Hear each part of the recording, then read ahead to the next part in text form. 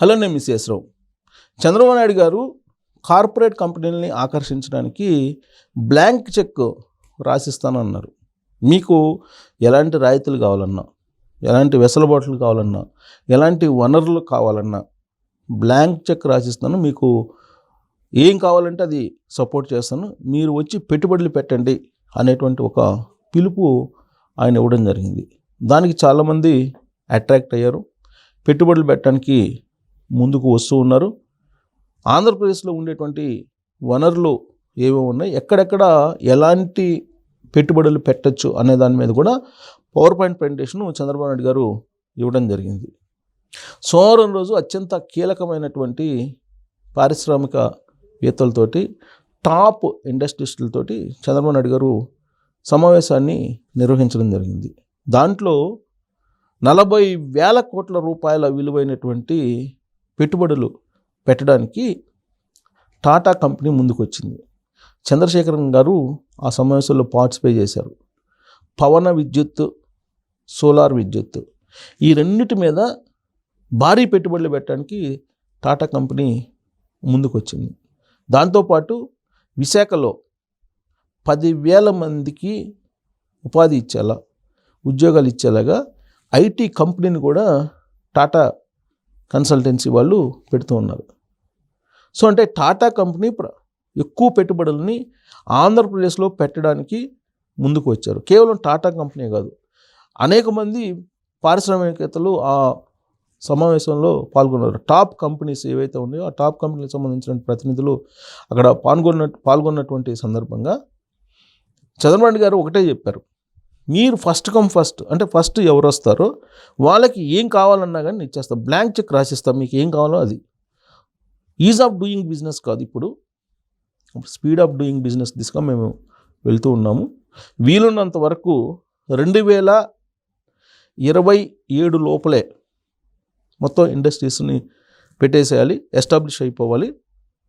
రాష్ట్ర ప్రభుత్వం కూడా 15% వృద్ధి రేటుతోటి పరుగు పెడుతూ ఉంది. కాబట్టి దానికి మీరు సహకరించేలాగా మీరు వచ్చి అభివృద్ధి చేయండి, ఉపాధి అవకాశాలు కల్పించండి, ఉద్యోగాలు ఇవ్వండి అని చెప్పి ఆయన పిలుపునిచ్చారు. ఒకవైపు ఆర్టిఫిషియల్ ఇంటెలిజెన్స్కి సంబంధించి కొన్ని ఇన్నోవేషన్ సెంటర్స్ పెడుతున్నారు. అంటే ఆర్టిఫిషియల్ ఇంటెలిజెన్స్ టెక్నాలజీలో హై ఎండ్కి తీసుకెళ్లేదానికి మొత్తం గ్లోబల్ సెంటర్గా అమరావతిని ఆర్టిఫిషియల్ ఇంటెలిజెన్స్కి వైపు మరల్చడానికి ప్రయత్నం చేస్తున్నాము, తమ ప్రాధాన్యత అనేటువంటి విషయాన్ని కూడా చెప్పారు. దాంతోపాటు డ్రోన్ హబ్గా కూడా విజయవాడ ప్రాంతాన్ని, గుంటూరు విజయవాడ మధ్యలో ఉండే అమరావతి రాజధాని ప్రాంతాన్ని మలచాలి అనేటువంటి ఒక ప్లాన్ను కూడా ఆయన ఇండస్ట్రీస్ ముందు ఉంచడం జరిగింది. దాంతోపాటు డీప్ ఫేక్ సంబంధించినటువంటి వీడియోస్ని ఎలా అరికట్టాలి, వీటన్నిటి మీద కూడా ఆయన చర్చించాడు. ప్రధానంగా టెక్నాలజీ మీద, హై ఎండ్ టెక్నాలజీ ఏముంది వరల్డ్ వైడ్గా, ఐటీ ఎటువైపు పరుగు పెడుతుంది, ఇప్పటి వరకు ఉన్నటువంటి ఐటీ రంగం ఒక ఎత్తు అయితే, ఇక రాబోయేటువంటి రోజుల్లో మరో ఎండ్లోకి ఐటీ రంగం ఎంటర్ అవుతుంది. సో ఆ ఎండ్ని అందిపుచ్చుకోవాలి అనేది చంద్రబాబు నాయుడు గారి యొక్క దిశానిర్దేశం. ఆ ఎండ్ ఏంటంటే డీప్ ఐటీ అనేది ఒకటి, ఏఐకి సంబంధించినటువంటి ఇన్నోవేషన్ సెంటర్స్ ఒకటి. ఈ రెండుని పెట్టడంతో పాటు ఆ టాప్ 200 కంపెనీస్ ఏవైతే ఉన్నాయో వరల్డ్ వైడ్, వాటన్నిటినీ ఆంధ్రప్రదేశ్లో కనిపించేలాగా చేయాలి. దానికోసం ఆల్రెడీ ఇప్పటికే ఇన్ఫ్రాస్ట్రక్చర్ డెవలప్ చేస్తున్నాము. దాంతోపాటు ల్యాండ్ బ్యాంక్ కూడా ఉంది. ఈ ల్యాండ్ బ్యాంక్ను ఉపయోగించుకొని ఇండస్ట్రీస్ పెట్టండి అని చెప్పి ఆయన ఆల్రెడీ వాళ్ళకి ఒక దిశానిర్దేశం ఇవ్వడం జరిగింది. 40,000 కోట్ల పెట్టుబడి పెట్టడానికి టాటా కన్సల్టెన్సీ, టాటా గ్రూప్ వచ్చిందంటే, టాటా గ్రూపు వన్స్ ల్యాండ్ అయిన తర్వాత ఇక మిగతా కంపెనీలు కూడా పరుగు పెట్టేటువంటి అవకాశం ఉంది. అందుకే టాటా గ్రూప్ని పదే చంద్రబాబు నాయుడు గారు ఫోకస్ చేస్తూ ఉన్నారు. మొదటి నుంచి కూడా రతన్ టాటా గారు బతికున్న రోజుల్లో కూడా చంద్రబాబు నాయుడు గారు చాలా లైజనింగ్ చేసేవాళ్ళు ఆ కంపెనీతోటి. పైగా చంద్రబాబు నాయుడు గారి పరిపాలన దక్షతని, విధానాలని, వాటన్నిటిని కూడా రతన్ టాటా గారు బాగా లైక్ చేసేవాళ్ళు. దాదాపుగా 1-2 సందర్భాల్లో చంద్రబాబు నాయుడు గారి విధానాల గురించి ఆయనే ప్రస్తుతించిన సందర్భాలు అనేక ఉన్నాయి. కాబట్టి టాటా గ్రూప్కి ఆంధ్రప్రదేశ్కి మధ్య కొంత అవినాభావ సంబంధం ఉంది, కేవలం బిజినెస్ పరమైనటువంటి రిలేషనే కాకుండా. కాబట్టి వాళ్ళు ఆంధ్రప్రదేశ్లో పెట్టుబడులు పెట్టడానికి చాలా ఇంట్రెస్టింగ్గా ఉన్నారు. ఇప్పుడున్నటువంటి టాటా గ్రూప్ చైర్మన్ కూడా అక్కడికి వచ్చారు. టాటా గ్రూప్కు సంబంధించినటువంటి కీలకమైనటువంటి ప్రతినిధిగా అక్కడికి చంద్రశేఖరన్ గారు వచ్చారు. సో ఆయన ఇచ్చినటువంటి హామీ మేరకు 40,000 కోట్ల రూపాయల పెట్టుబడి ఆంధ్రప్రదేశ్ వ్యాప్తంగా పవన విద్యుత్ అలాగే సోలార్ విద్యుత్కి ఆయన పెట్టుబడులు పెట్టబోతున్నారు. ఉపాధి అవకాశాలు ప్రత్యక్షంగా కానీ పరోక్షంగా కానీ కొన్ని లక్షల అవకాశాలు రాబోతూ ఉన్నాయి. అయితే దీనికి తగినటువంటి మానవ వనరులని సమకూర్చడానికి చంద్రబాబు నాయుడు గారు ప్రయత్నం చేస్తున్నారు. ఆ మానవ వనరులు కూడా ఎలా ఉన్నాయి ఆంధ్రప్రదేశ్లో అనుకూలంగా అనేది కూడా వాళ్ళకి ఎక్స్ప్లెయిన్ చేయడం జరిగింది.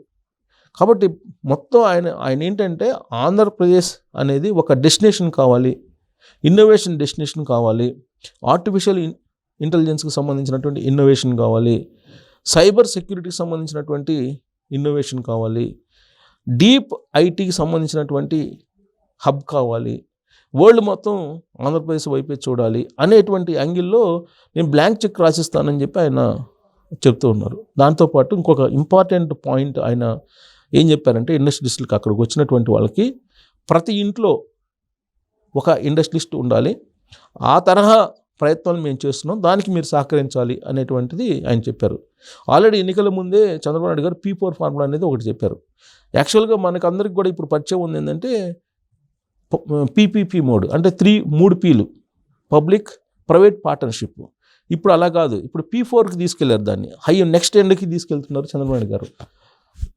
Public private poor partnership, public private with poor partnership, అంటే పేదవాళ్ళను కూడా ఈ పాలసీలో కలపాలి. P4 ఫార్ములాలో కలిపి ప్రతి ఇంటికి ఒక ఇండస్ట్రియలిస్ట్ని తయారు చేయాలి అనేది ఆయన యొక్క లక్ష్యం. ఆయన అంతకుముందు ఏం చెప్పేవాళ్ళంటే ఐటీ డెవలప్ చేయడానికి ప్రతి ఇంట్లో ఒక ఐటీ ఉద్యోగం ఉండాలి, అప్పుడే మొత్తం ఇల్లు మొత్తం కూడా ఆర్థికంగా పరిపుష్టం అవుతుంది, ఆర్థికంగా బలపడే అవకాశం ఉంది అని చెప్పేవాళ్ళు. ఇప్పుడు చంద్రబాబు గారు ఏం చెప్తున్నారంటే ఆ జమానా అయిపోయింది, ఆ రోజులు అయిపోయినాయి. 2020 విజన్లో భాగంగా నేను ఆ రోజు ఇంటికి ఒక ఐటీ ఉద్యోగి వస్తారని చెప్పాను, కనీసం ఇప్పుడు అది వచ్చారు. ఇప్పుడు ఆర్థికంగా పల్లెటూరులో కూడా గ్రామాల్లో కూడా కొంచెం బలోపేతం అయ్యారు ఐటీ కారణంగా. ఐటీ సంబంధించిన ఫలాలు ప్రతి ఇంట్లో అందుతూ ఉన్నాయి.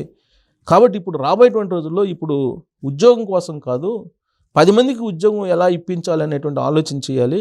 కాబట్టి ప్రతి ఇంట్లో కూడా ఒక ఇండస్ట్రియలిస్ట్ ఉండాలి. అది స్మాల్ స్కేల్ అయి ఉండాలి, లేదా మీడియం స్కేల్ అయి ఉండొచ్చు, లేదా కార్పొరేట్ అయి ఉండొచ్చు. ఏదైనా అప్పటికి ఒక ఇండస్ట్రియలిస్ట్ అంటే ఒక పారిశ్రామికవేత్త ప్రతి ఇంట్లో ఒకళ్ళు తయారు కావడంతో పాటు వాళ్ళు ఒక 10 మందికి ఉద్యోగం ఇచ్చేలాగా తయారు చేయాలి. ఇది తన విజన్ అనేటువంటి విషయాన్ని ఆయన చెప్పడం జరిగింది పారిశ్రామికవేత్తలతోటి. ఆ సహకారం పారిశ్రామికవేత్తల నుంచి కావాలని ఆయన అడగడం, దానికి వాళ్ళు కూడా సిద్ధమవటం. ఒకవేళ కార్పొరేట్ కంపెనీలు వస్తే దానికి ఆక్సిలరీ కంపెనీస్ ఆటోమేటిక్గా వస్తాయి. ఆక్సిలరీ కంపెనీస్ వచ్చినప్పుడు ఆటోమేటిక్గా ఇంటికి ఒక పారిశ్రామికవేత్త తయారవుతారు. అది చంద్రబాబు నాయుడు గారి యొక్క ఆలోచన. ఆ P4 ఫార్ములాలో ఉండేటువంటి ఆంతర్యం కూడా అదే. సో కాబట్టి బ్లాంక్ చెక్ ఎందుకు రాసి ఇచ్చారంటే ప్రతి ఇంట్లో ఒక పారిశ్రామికవేత్తను తయారు చేయడానికే చంద్రబాబు నాయుడు గారు ఈ ప్రయత్నం చేస్తూ ఉన్నారు. ఆ బ్లాంక్ చెక్ వెనుక అర్థం అది. సో రాబోయేటువంటి రోజుల్లో ఆయన ఏదైతే లక్ష్యంగా పెట్టుకున్నారో అది నెరవేరే అవకాశం ఉందా అనే దాని మీద కామెంట్ రూపంలో మీ అభిప్రాయాన్ని తెలియజేయచ్చు. Thank you very much.